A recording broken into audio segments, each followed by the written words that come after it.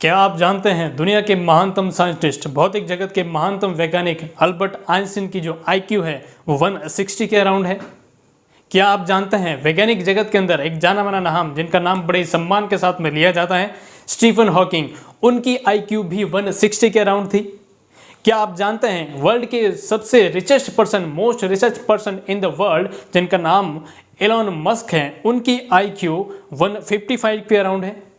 क्या आप जानते हैं युवाओं के प्रेरणा स्रोत, ideal of the youth, mark Zuckerberg, जो फेसबुक के फाउंडर है और न जाने कितने ही सोशल मीडिया के इतने आज हैंडल कर रहे हैं, उनकी भी आईक्यू 155 के अराउंड नोटिस की गई है। आखिर क्या होती है आईक्यू? इन जब ह्यूमन बींग्स की आईक्यू देखी तो क्या आप बता सकते हैं कि आपकी आईक्यू कितनी है? जी हाँ, आप बता सकते हैं, क्योंकि आज हम उसी टॉपिक के बारे में जानने की कोशिश करेंगे। क्या होती है आईक्यू, कैसे आईक्यू का डिटर्मिनेशन किया जाता है, कैसे इसके रोल प्ले करते हैं हमारी लाइफ के अंदर, क्या क्या इनके पैरामीटर्स होते हैं, सब जानेंगे इस कंप्लीट वीडियो के अंदर। तो कंप्लीट वीडियो के साथ में बने रहिएगा माय डियर फ्रेंड्स, हम जानेंगे आईक्यू के बारे में। नमस्कार दोस्तों, मैं हूं अनिल कुमार, आप देख रहे हैं लर्न नर्सिंग कंसेप्ट, आपका अपना चैनल। जी हाँ दोस्तों, एक बहुत ही बेसिक टॉपिक है आईक्यू। आईक्यू के बारे में आज हम पढ़ने जा रहे हैं। आईक्यू जो होता है, हमारे जब ब्रेन की स्टडी की गई तो सालों से हमारा जो ब्रेन होता है, जब इसकी स्टडी स्टार्ट की गई कि कैसे किसी पर्सन का इंटेलिजेंस जो लेवल होता है, ये ब्रेन का प्रोसेस कैसे काम करता है, जब एक स्टडी कंप्लीट होती है तो एक और रास्ता मिल जाता है, एक और नई एक्सपेरिमेंट के लिए तैयार हो जाते हैं, क्योंकि बहुत ही कॉम्प्लिकेटेड प्रोसेस होता है हमारे ब्रेन का। तो जब ये सिलसिला लगातार चलता रहा तो साइंटिस्ट ने सोचा कि कैसे किसी पर्सन की मेंटल एबिलिटी होती है कि कोई इतना इंटेलिजेंस होता है ना, कोई कितना इनकी कैचअप पावर बहुत अच्छी होती है, किसी की पुअर होती है, तो ये कैसे निर्धारण करते हैं, मतलब कैसे इसको फाइंड आउट कर सकते हैं। तो सालों से स्टडी चलती आई और उसी स्टडी के दौरान एक टर्म निकल गई जिनको अपन कहते हैं आईक्यू, और वही हम आज पढ़ने जा रहे हैं। आईक्यू जो होती है बेसिकली, हम इसकी शॉर्ट में पढ़ते हैं आईक्यू। आईक्यू जो फुल फॉर्म होती है माय डियर फ्रेंड्स, आईक्यू सबसे पहले पूछा जाए कि आईक्यू की फुल फॉर्म क्या होती है, ये it is a short word है ना। तो आईक्यू की फुल फॉर्म अगर अपन देखें तो इसकी फुल फॉर्म होती है इंटेलिजेंस क्वोटिएंट। इसकी क्या फुल फॉर्म होती है? Intelligence quotient. I was mention here intelligence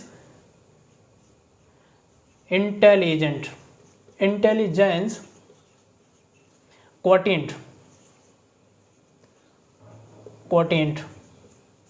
IQ is also known as intelligence quotient, IQ। तो ये है IQ की फुल फॉर्म। अब आपको कोई पूछे कि जो IQ वर्ड है वो किसने डेराइव किया था ना, IQ वर्ड जो होता है किसने दिया था, अगर आपको कोई पूछे तो एक साइंटिस्ट है, एक जर्मन साइकोलॉजिस्ट जिनका नाम अपन पढ़ते हैं विलियम स्टर्न। उनका क्या नाम था? William Stern. मैं इनका नाम लिख देता हूं यहाँ पर। IQ वर्ड कॉइन बाय,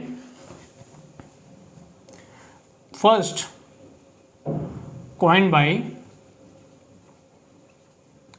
या डेराइव्ड बाय एक साइंटिस्ट है जिसको अपन नाम जानते हैं विलियम स्टर्न। तो विलियम स्टर्न ही वो आदमी है, जो वैज्ञानिक है जिन्होंने आईक्यू का एक वर्ड दिया था, विलियम स्टर्न। विलियम स्टर्न ने क्या किया, आईक्यू का ये जो आईक्यू वर्ड है वो डेराइव्ड किया। अब बहुत सारे साइंटिस्ट ने इसके ऊपर स्टडी की और ये भी इन्होंने स्टडी की, लेकिन ये जो है इतने सक्सेस नहीं हो पाए इस आईक्यू के पॉइंट ऑफ व्यू से। मतलब जो भी इन्होंने एक्सपेरिमेंट किए, ये इतने इनके जो प्रयोग थे वो असफल नहीं हो पाए, मतलब ह्यूमन बींग्स पे इतने लागू नहीं हो पाए। लेकिन इन्होंने जो वर्ड दिया ये बिल्कुल सटीक लागू हुआ और इन्हीं के नाम से अपन जानते हैं आईक्यू। अब एक और साइंटिस्ट है जिनको बहुत ही इस फील्ड के अंदर सफलता हाथ लगी, उनका नाम था अल्फ्रेड बिनेट। उनका क्या नाम था? Alfred beneath. और उनके दो एक और साथी वैज्ञानिक थे, उनका नाम पढ़ते हैं Victor Henry and Theodore Simon. उसका नाम भी मैं लिख देता हूँ। आईक्यू वर्ड इन्होंने दिया और इसी फील्ड के अंदर 1905 के अंदर 1905 के अंदर एक और साइंटिस्ट आए, उन्होंने इसी टॉपिक पर स्टडी की। उनका नाम था, आपका क्या नाम था उनका? पहले जो साइंटिस्ट थे इनका नाम था अल्फ्रेड बिनेट। और आईक्यू के पॉइंट ऑफ व्यू से इनका नाम बहुत ही सम्मान से लिया जाता है, क्योंकि इन्होंने ही इसकी कंप्लीट स्टडी की और ये जो IQ के जो पैरामीटर्स इन्होंने दिए। इनके साथ में एक दो और साइंटिस्ट थे, इनके साथी थे, इनका भी नाम अपन लिखते हैं। एक का नाम था विक्टर हेनरी एंड एक और थे, इनका नाम है थियोडोर विल्सन। उनका नाम लिखता हूं मैं, थियोडोर साइमन। तो इन्होंने मिलकर स्टडी की और इनको बहुत ही मेजर लेवल पर सफलता हाथ में लगी। इन्होंने क्या किया, बेसिकली IQ के पॉइंट ऑफ व्यू से बहुत सारी स्टडी हुई। किसी पर्सन का मेंटल स्टेटस कैसा होता है, उसका थिंकिंग प्रोसेस कैसा होता है ना, किसी का एक्सप्रेसिव वे कैसा होता है, किसी का वर्बल एक्सपीरियंस कैसा होता है, कैसे कोई चीज़ को वर्बलाइज करता है। तो ये जो इन्होंने था बेसिकली वर्बल फीलिंग्स के अकॉर्डिंग इन्होंने स्टडी की, है ना, कैसे कोई इंसान सोचता है, कैसे बोलता है, तो उन्होंने इस पॉइंट ऑफ व्यू से स्टडी की। बहुत सारे साइंटिस्ट जो थे उन्होंने कहा किसी की IQ ये होती हैं, वो होती हैं। ये जो अल्बर्ट बिनेट नाम के भाई साहब थे, इन्होंने क्या सोचा कि कैसे कोई पर्सन इतना इंटेलिजेंट होता है और उसका कैचअप पावर अच्छा होता है, मेंटल प्रोसेस, उसको जो ब्रेन का लेवल है सोचने का, जो तरीका है सोचने का बहुत अच्छा होता है, जबकि किसी पर्सन का बहुत ही पुअर, बहुत ही लोअर लेवल पर। ऐसा क्यों होता है? तो उस लेवल को क्या कहेंगे अपन? उस लेवल को कहेंगे, एक पॉइंट ऑफ व्यू से पढ़ते हैं मेंटल रिटार्डेशन। एक डिजीज पढ़ते हैं मेंटल रिटार्डेशन। तो मेंटल रिटार्डेशन के बारे में जो स्टडी की थी वो थी आपके अल्बर्ट बिनेट। उनका क्या नाम था? Albert beneath. मेंटल रिटार्डेशन जिसको अपन MR के नाम से जानते हैं और ये बच्चों में नॉर्मली पाया जाता है ना। अब अपन देखते हैं कि इन्होंने कैसे IQ का निर्धारण किया, डिटर्मिनेशन किया। अल्बर्ट बिनेट ने क्या किया, एक फॉर्मूला दिया भाई साहब। इन्होंने क्या दिया, एक फॉर्मूला दिया जिनके अकॉर्डिंग हम IQ का डिटर्मिनेशन कर सकते हैं। वो फॉर्मूला जो है हम आपको बताने जा रहे हैं, ध्यान से सुनिएगा। क्या है वो फॉर्मूला? बिनेट का फॉर्मूला उसको कहा जाता है, उसको अपन लिखते हैं बिनेट्स फॉर्मूला। उसको कहते हैं बिनेट्स IQ फॉर्मूला, है ना। बिनेट्स IQ जानने के लिए बिनेट नाम के भाई साहब ने दिया था इन्होंने। तो इन्होंने क्या किया, IQ को निकालने के लिए एक फार्मूला दिया, उसको अपन कहते हैं, a formula I was mentioned here, MA/CA × 100। ये क्या किया, इन्होंने एक फार्मूला दे दिया जिसके आधार पर हम क्या कर सकते हैं, IQ का डिटर्मिनेशन कर सकते हैं। अब हम जानेंगे कि MA क्या होता है और CA क्या होता है। देखिए, ये जो MA यहाँ पर लिखा हुआ है, MA का मतलब होता है बेसिकली आपके, MA is referred for, MA को अपन कहते हैं मेंटल एज। इसको क्या कहते हैं? Mental as. Mental as. और ये जो CA माय डियर फ्रेंड्स लिखा है, इसको अपन कहते हैं क्रोनोलॉजिकल एज। उसको क्या कहते हैं? Chronological age. CA is referred for chronological. देखिए, मेंटल एज से पता लग रहा है मेंटल ब्रेन के बारे में कुछ वर्ड होगा, लेकिन ये जो क्रोनोलॉजिकल है ना, क्रोनो जो वर्ड है बेसिकली, क्रोनो वर्ड यूज किया जाता है टाइम के लिए। एक क्रोनो वर्ड यूज किया जाता है टाइम के लिए, टाइम एज, क्रोनो एज। अब ये अपन जानने की कोशिश करते हैं आखिर ये क्या होते हैं। तो ये जो मेंटल एज होती है my dear friends, mental age से पता लगता है कि आपके जो मेंटल एज का मतलब होता है आपके ब्रेन की एज कितनी है ना, मतलब आपके ब्रेन की एज क्या है। अब मेंटल वर्ड यूज क्या है, मेंटल एज ब्रेन के लिए। और ब्रेन जो होता है एक ऑर्गन होता है, और माइंड जिसको अपन कहते हैं एक साइकोलॉजिकल फिनोमेना होता है, एक फिजियोलॉजिकल फिनोमेना होता है। मतलब आपके माइंड की कितनी एज है। अब माइंड की कितनी एज हो सकती है, मतलब आपका थिंकिंग लेवल क्या है। सिंपल वर्ड के अंदर देखें, इसका मतलब होता है आपका थिंकिंग प्रोसेस कैसा होता है, आपका सोचने का तरीका कैसा होता है, आपका इंटेलिजेंस का लेवल कैसा होता है। तो मेंटल एज का मतलब सिंपली होता है हमारा ब्रेन का जो प्रोसेस होता है वो कैसे काम करता है। लेकिन ये जो क्रोनोलॉजिकल एज है माय डियर फ्रेंड्स, क्रोनो और टाइम, इसका मतलब होता है टाइम के साथ में आपकी एज कितनी है। क्रोनो वर्ड का मतलब यही है, टाइम के साथ में एज। इसका मतलब आपकी बॉडी की एज कितनी है। सिंपल मतलब है आपकी बॉडी की एज, मतलब आज आपकी उम्र क्या है। फॉर एग्जाम्पल किसी की 15 साल है, 20 साल है, 25 साल, 30 साल, तो यही होती है आपकी क्रोनोलॉजिकल एज। मेंटल एज मतलब आपके ब्रेन की एज, मतलब आपके थिंकिंग प्रोसेस की एज, उसका जो लेवल होता है वो, और क्रोनोलॉजिकल एज मतलब आपकी बॉडी की एज। अब मेंटल एज कैसे डिटरमाइन की जाती है, ये भी बहुत इंपॉर्टेंट एक प्रोसेस रहता है। मेंटल एज मतलब किसी पर्सन की, मान लीजिए 25 ईयर्स, मान लीजिए 20 साल किसी इंसान की एज है, किसी पर्सन की क्रोनोलॉजिकल एज अपन लिखते हैं यहाँ पर 20 ईयर्स, है ना, क्रोनोलॉजिकल एज 20 ईयर्स। अब उसको पूछा जाए कि मेंटल एज उसकी कितनी होगी, तो मेंटल एज निकालने के लिए हम क्रोनोलॉजिकल एज पर डिपेंड रहते हैं। इसका मतलब ये है कि अगर कोई पर्सन 20 साल का है, या अगर कोई जिस पर्सन की एज 20 ईयर्स है, उसका सोचने का तरीका क्या 20 साल के बच्चे जैसा है? उस पर्सन का जो थिंकिंग प्रोसेस है, उसके जो ब्रेन का डेवलपमेंट है, क्या वो 20 साल के जितना ही है? हम यही तो एक्सपेक्ट करते हैं, है ना। अगर कोई 25 साल का, हम कहते हैं ये अडल्ट है, ये समझदार है। समझदार क्यों है? क्योंकि वो एक 25 ईयर्स का एक पर्सन है। मतलब यहाँ पर एग्जाम्पल लिया है 20 साल का, मतलब हम ये एक्सपेक्ट करते हैं कि वो उस पर्सन का ब्रेन भी 20 साल का होगा। जैसा एक 20 साल का इंसान करता है, अपने सारे काम लगभग सारे खुद कर देता है, अपने काम का जो भी स्टडी का हो, अपने जो डेली लाइफ की रूटीन एक्टिविटी, वो सब सेल्फ से कर देता है, किसी पर डिपेंड नहीं रहता है। तो ये हम एक्सपेक्ट करते हैं कि जिसकी एज 20 साल है, उसका दिमाग भी 20 साल का होगा। तो इसके अकॉर्डिंग जब वो सारे काम उसके अकॉर्डिंग कर लेता है, तो उसको क्या है, बेसिकली कुछ क्वेश्चनरीज पूछी जाती हैं, कुछ इंटेलिजेंस टेस्ट कंडक्ट किए जाते हैं ना, इंटेलिजेंस टेस्ट कंडक्ट किए जाते हैं। उसके सिलेबस के अकॉर्डिंग हो सकता है, या उसके रूटीन लाइफ से हो सकता है, जिससे उसके ब्रेन की मेंटल एज निकाली जाती है। अगर वो उन सारे सवालों के जवाब सही दे देता है, तो वो उसकी क्या होगी, मेंटल एज। आई बात समझ में? तो हम यहाँ पर काउंट करते हैं, इस बच्चे की 20 अगर क्रोनोलॉजिकल एज बॉडी की एज है, और 20 साल ही अगर उसकी मेंटल एज है, अगर इसको हम 100 से मल्टीप्लाई करें और इसको जोड़ बाकी गुणा भाग जो भी होता है ये अपन करें, तो ये क्या होगा, 20 से 20 को अपन काट देंगे, पीछे कितना बच जाएगा, 100। अब इसकी बच्चे की IQ जो होती है वो क्या आ जाएगी, 100 आ जाएगी। इस बच्चे की IQ है 100। अब ये 100 क्या है, क्या ये नॉर्मल है, अबनॉर्मल है, कम है, ज़्यादा है, क्या है? तो इसको भी समझने के लिए ये भाई साहब यहाँ रुके नहीं, इन्होंने भी एक चार्ट दे दिया मेंटल एज को समझने के लिए, क्या नॉर्मल एज होती है ना, सॉरी, ये क्या नॉर्मल IQ होती है, क्या अबनॉर्मल होती है, ये चार्ट अपन पढ़ेंगे। अब देखिए, नॉर्मल IQ की बात करें तो किसी पर्सन की, अगर आपके जो IQ है माय डियर फ्रेंड्स, वो 90 से 109 है।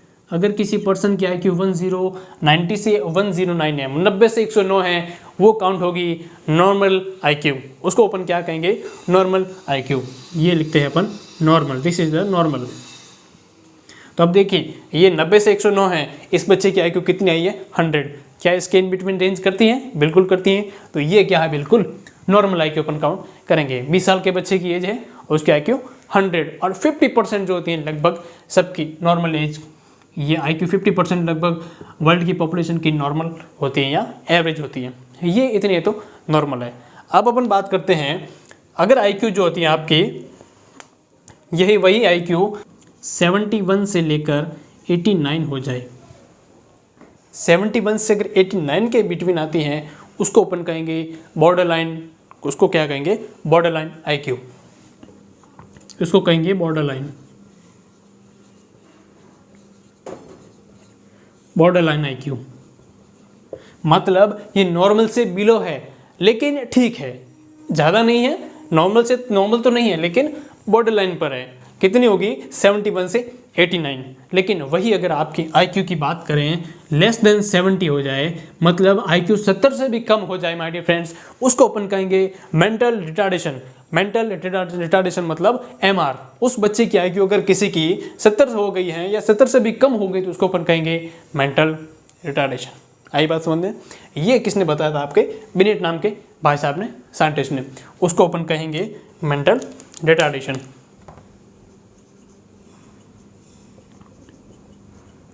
मेंटल रिटार्डेशन, रिटार्डेशन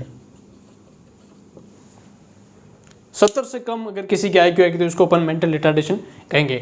अब ये भाई साहब यहाँ भी नहीं रुके, देखिए इनका काम और कितना ज़बरदस्त था। इन्होंने बताया था कि मेंटल रिटार्डेशन के भी अलग अलग स्टेट दे देते हैं, तो उन्होंने भी अलग अलग स्टेट पे मेंटल रिटार्डेशन को बताया। उन्होंने क्या बताया कि अगर किसी पर्सन की IQ जो होती है हमारे फ्रेंड्स, अगर किसी पर्सन की IQ जो है वो 55, कितनी, 55 से लगाकर 69 होती है तो उसको अपन कहेंगे माइल्ड मेंटल रिटार्डेशन। उसको अपन क्या कहेंगे? Mild mental retardation, mild mental retardation या माइल्ड MR है ना, मेंटल रिटार्डेशन, ये कहेंगे 55 से 69 है ना। अब अपन बात करते हैं, अगर किसी पर्सन की IQ जो होती है वो आपकी 34 से लेकर 54 तक हो जाए, उसको अपन क्या कहेंगे? Moderate mental retardation. उसको अपन क्या कहेंगे? आई वाज मेंशन्ड हियर, अगर किसी पर्सन की 35 से लगाकर 54 के अराउंड हो जाए, उसको अपन कहेंगे मॉडरेट मेंटल रिटार्डेशन। उसको अपन कहेंगे मॉडरेट MR। आई बात समझ में? लेकिन वहीं अगर अपन बात करते हैं, अगर किसी पर्सन की IQ 20 से लेकर 34 के अराउंड हो जाए तो उसको अपन कहेंगे सीवियर मेंटल रिटार्डेशन। उसको अपन क्या कहेंगे? Severe mental retardation. लेकिन अगर हम आगे बात करें, अगर किसी पर्सन की IQ लेस देन 20 हो जाए, मतलब आपकी किसी पर्सन की IQ 20 से भी कम हो जाए, उसको अपन कहेंगे प्रोफाउंड मेंटल रिटार्डेशन। उसको क्या कहेंगे? प्रोफाउंड मतलब सबसे वर्स्ट कंडीशन, प्रोफाउंड MR कहेंगे या प्रोफाउंड अपन कहते हैं इसको, मतलब सबसे वर्स्ट कंडीशन है ये, लेस देन 20 IQ। अब ये जो बिनेट नाम के भाई साहब थे, ये यहाँ भी नहीं रुके, इन्होंने एक और कैटेगरी बनाई है ना। IQ तो दे दी माइल्ड, मॉडरेट, सीवियर और प्रोफाउंड, लेकिन उनको अलग अलग कैटेगरी में रख दिया। वो कैटेगरी अपन देखते हैं उसको क्या कहते हैं।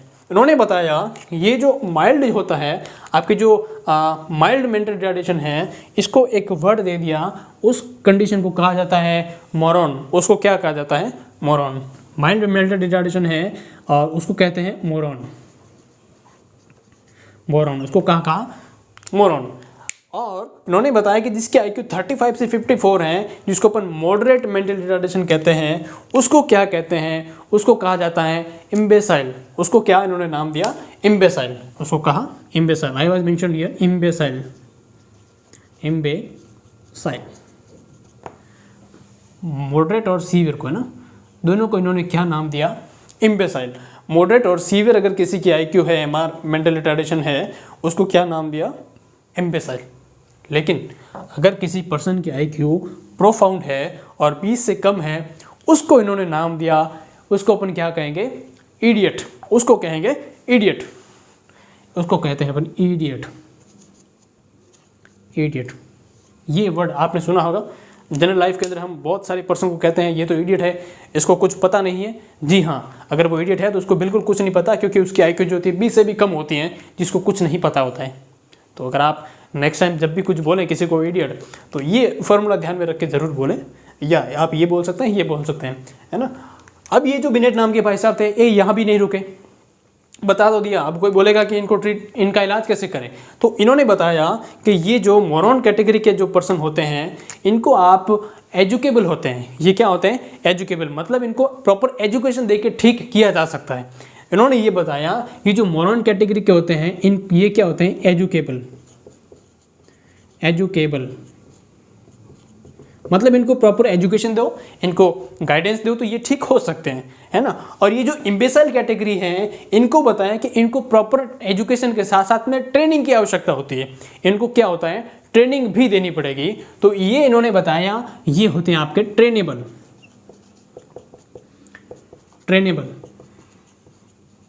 मतलब इनको ट्रेनिंग भी चाहिए, एजुकेशन के साथ साथ में ट्रेनिंग भी चाहिए, और उनको प्रॉपर ट्रेनिंग दो, गाइडेंस दो, उनका मार्गदर्शन करो, तो ये ठीक हो सकते हैं। उनको प्रॉपर उनके साथ में आप असिस्ट करो, ये ठीक हो जाएंगे। लेकिन ये जो इडियट कैटेगरी के पर्सन होते हैं, ये ना तो एजुकेबल होते हैं, ना ये ट्रेनेबल होते हैं, ये होते हैं कम्प्लीटली डिपेंडेंट। ये क्या होते हैं? कम्प्लीटली डिपेंडेंट कैटेगरी के होते हैं। ये इडियट जो होते हैं, ये कम्प्लीटली अपने पेरेंट्स पर डिपेंड होते हैं, अपने जो गार्जियन होते हैं उन पर डिपेंड होते हैं। तो इन्होंने बताया ये इडियट कैटेगरी जो पर्सन होते हैं, ये क्या होते हैं? डिपेंडेंट।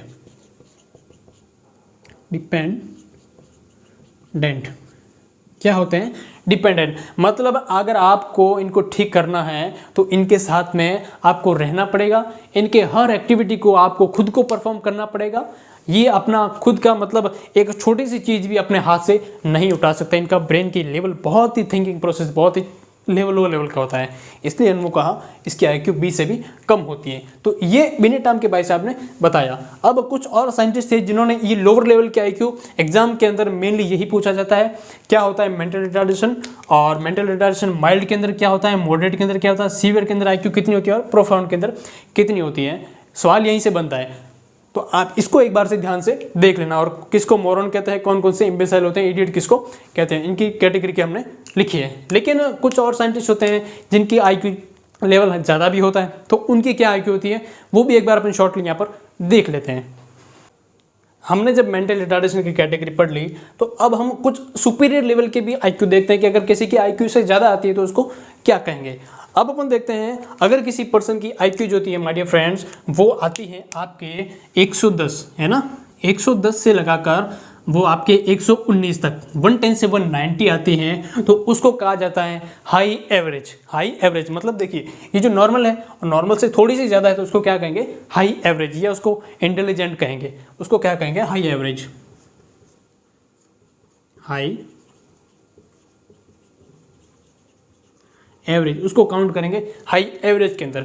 वही अपन बात करें, अगर किसी पेशेंट की जो IQ होती है माय डियर फ्रेंड्स, वो 120 से लगाकर आपकी 129 के अराउंड हो जाए, उस कंडीशन को अपन कहेंगे, उसको कहेंगे अपन सुपीरियर। उसको क्या कहेंगे, सुपीरियर। सुपीरियर। अगर 120 से लगाकर 129 हो जाए तो उसको क्या कहेंगे, सुपीरियर, है ना। और अपन बात करें एक और नेक्स्ट लेवल पर, किसी की 130 से लगाकर 139 हो जाए तो उसको अपन कहेंगे वेरी सुपीरियर। उसको क्या कहेंगे, वेरी सुपीरियर। Very superior. आई बात समझ में। अब यहां तक तो हमने देखा, अगर किसी पर्सन की IQ जो होती है माय डियर फ्रेंड्स, वो आपकी 139 या 140 या मोर देन 140 हो जाए, 140 से भी ऊपर हो जाए, उसको अपन कहेंगे जीनियस। उसको क्या कहेंगे, जीनियस पर्सन। हम नॉर्मली सबको कहते हैं कि वो तो जीनियस पर्सन है, वो बहुत ही जीनियस है, ब्रिलियंट है। तो ये जीनियस जो वर्ड होता है उसी को कहेंगे जिसकी IQ 140 से भी ऊपर होती हैं, है ना। आई वाज मेंशन्ड हियर, उसको अपन क्या कहेंगे, if a person having IQ intelligence quadrant of the more than 140, उसको अपन कहेंगे जीनियस। उसको क्या कहेंगे, जीनियस। तो हमने दो वर्ड को भी देखा जो लाइफ में यूज़ करते हैं, एक तो जीनियस देखा और एक हमने देखा इडियट। आई होप आपको ये समझ में आएगा इनकी वैल्यू क्या होती है। किसी को इडियट ऐसे ही नहीं बोल सकते और किसी को जीनियस भी ऐसे नहीं बोल सकते, क्योंकि उसके मायने अलग होते हैं। किसकी IQ अगर 140 से भी ज़्यादा है उसको अपन जीनियस कहते हैं, और वो जो होते हैं जीनियस, अल्बर्ट आइंस्टाइन जिसको अपन जानते हैं फॉर एग्जाम्पल के तौर पर, और जो आपके स्टीफन हॉकिंग है जिनका नाम हमने लिया है भौतिक जगत के अंदर, अल्बर्ट आइंस्टाइन का नाम बड़े सम्मान के साथ में लिया जाता है। बिजनेस मॉडल एलोन मस्क, उनकी भी IQ अपन देखें तो 155 के अराउंड है। और जो यूथ के जो आइकन है ना, जो युवाओं के सबसे प्रेरणा स्रोत हैं, छोटी उम्र में इतने वर्ल्ड लेवल पर अपने आप को एस्टैब्लिश किया है, एलोन मस्क और आपके मार्क जुकरबर्ग, उनकी IQ 152 है। तो उनको किस कैटेगरी के अंदर काउंट करेंगे, जीनियस के अंदर। आई होप आपको ये समझ में आएगी कैटेगरी कौन से एडिट होते हैं, कौन से जीनियस होते हैं, सुपीरियर क्या होता है, वेरी सुपीरियर क्या होता है, हाई एवरेज क्या होता है, नॉर्मल क्या होता है, माइल्ड, मॉडरेट, सीवियर और प्रोफाउंड कैटेगरी क्या होती है मेंटल रिटार्डेशन की, कौन कौन से एजुकेबल होते हैं, कौन कौन से ट्रेनेबल होते हैं, कौन कौन से डिपेंडेंट होते हैं। तो आई होप आपको समझ में आएगा लेक्चर क्या क्या इनका रोल होता है। तो ये हमने IQ के बारे में देखा, इंटेलिजेंस क्वोटिएंट के बारे में।